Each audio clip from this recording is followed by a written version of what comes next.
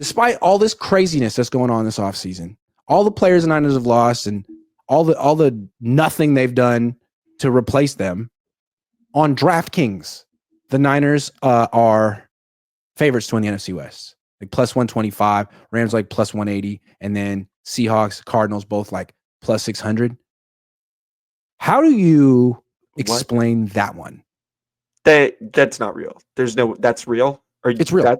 It's 100% real. That's the craziest thing I've heard all day. The Rams literally added Devontae Adams. Literally won the division last year. The Niners literally came in last, and people are like, no. The Niners, when they're healthy, watch out. Every team had a better offseason than the 49ers did. And every team was better than the Niners last year.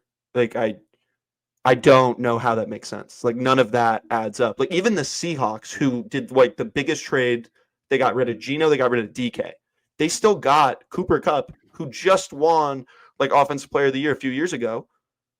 And then they also got Sam Darnold, who, don't get me wrong, he choked in the playoffs, but he performed in the regular season. If he performs better in the regular season than the Niners don't make it. Like that's insane. I really have no explanation. I don't know how any world would be like, oh, they're one for sure. I think they have a good chance to lose the whole division this year, to be in dead last, but I think they're probably going to end 2-3, but like not one. I have a theory. To me, there's a difference between like an official prediction and a betting line, because the odds makers aren't necessarily saying they think the Niners are going to win. They're saying like, if they put the line there, enough people will bet on the Niners and the Rams and the other teams that they can break even and make sure that they don't have a loss. So it's like they feel if they put the Niners at plus 200, that people would flock to that. Right. And it would smash that bet.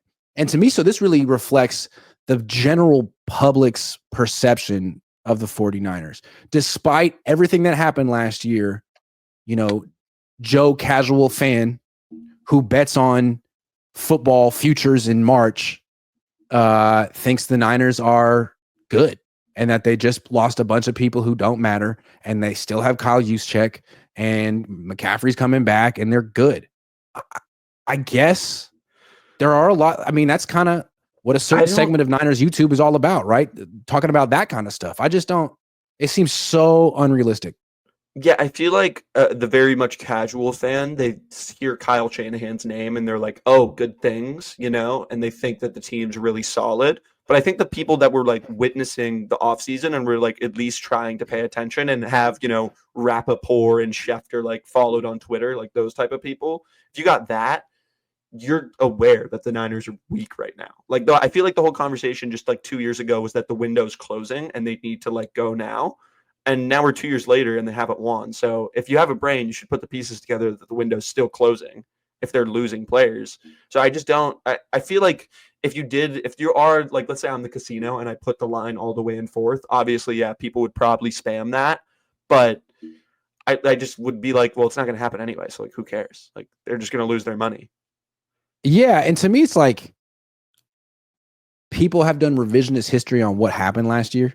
It's like, oh yeah, the Niners were 6-11, but they had injuries. They had like a ton of injuries.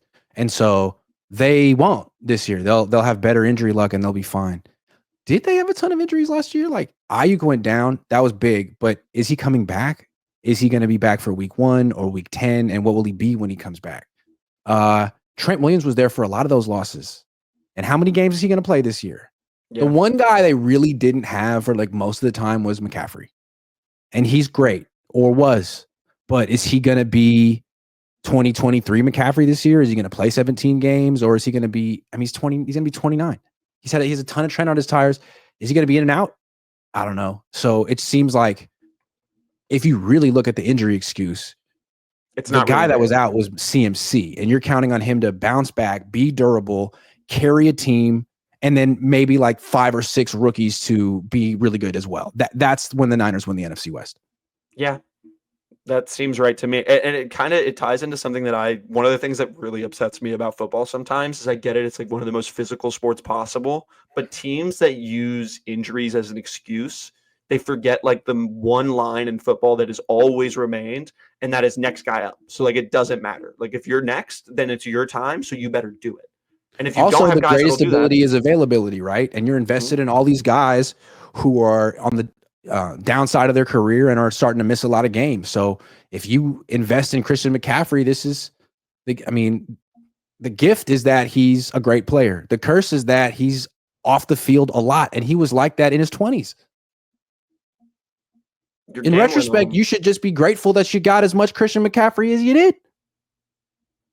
Yeah, and just wish it was at a different time. Yeah. Oh, goodness. It's so weird. Where do you have the Niners ranked this year? Like, where do you think? I'm curious where your standings are for this I division. just feel like they legitimately earned that 6-11 record. They're worse now than they were last year. Yeah. Their schedule is way easier, but their division isn't. So I want to see how the schedule shakes out first, but I could see this team winning 8 games next year, 9 games next year, right?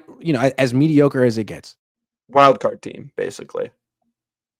Or not. If they're good, or they just are in the middle of the I pack think of the to draft. make a wild card, you need 10 wins. I'm not certain that this team is a 10-win team, even with the schedule they got. And like, even if they win 10 games, all the other teams in the NFC West are facing the AFC South and the NFC South as well. I mean, there could be an 11-win team, a 12-win team. They could finish third with 10 wins. Yeah. They totally could, because that division's like got enough teams that they can all really get to 10, I think. I don't think that there's one team in that division that can't get to 10. Yeah, the Rams can get to 10, and then if the Niners can get to 10, then why can't the Cardinals, The Cardinals or or the the Seahawks? Seahawks, yeah. Yeah, why not? It's totally reasonable, honestly. It's weird. It's really, really weird. Now, what if the 49ers trade Purdy to the Steelers for their first round pick, and then trade, what would it take to get Kirk? Oh God, I Sixth? don't think a lot. Atlanta wants him gone. They don't The want him. 7th? Something The like 7th that. round pick? Oh, yeah. Honestly, That's when the yeah. Niners win the NFC West for sure. When they get Kirk back, McVay would be so mad. Oh, big time, big time. Oh, he'd be like, oh, it's over. Like they're gonna win it all now. They have Over. Kirk. It's Kirk and Kyle. We're done.